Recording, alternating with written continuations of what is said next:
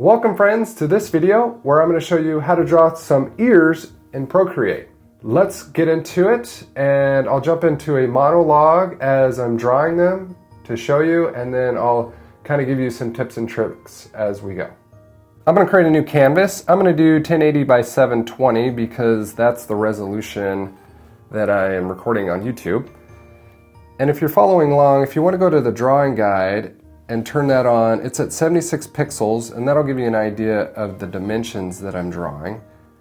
So let's first start with the first layer. I'm going to block in the size, and I'm going to do that by doing 4 squares tall and 2 squares wide.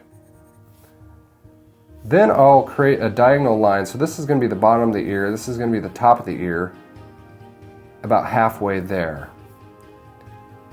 And then I'm going to create a couple ovals to kind of get the shape. So the top oval is going to be about like this, and the bottom oval will be somewhere like this.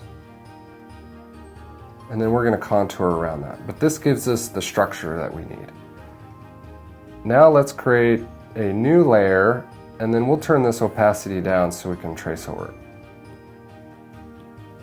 So we're going to create kind of a 9, but we're going to have a curve here. So we'll start here as a connection point, work our way over, and then it's going to go down some, and every ear is different.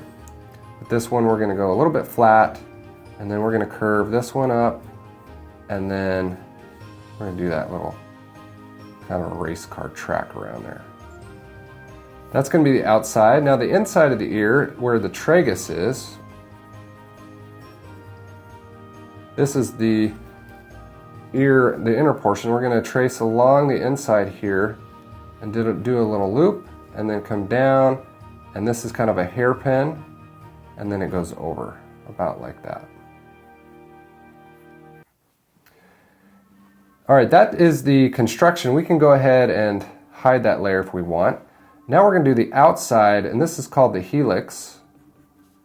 And we'll start here, and we're going to end over here where this flat portion is. We're just going to follow that contour. So it's going to be kind of a hook there. Then what we're going to do is do the outside of the ear here. Before I do that, I'm going to draw this, what's called the antihelix, right in here.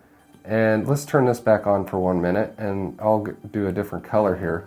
And this is going to be shading, and it's just going to be this Y shape. And this takes up the majority. The helix and antihelix are the majority of your ear here, but we're going to shade and trace around that.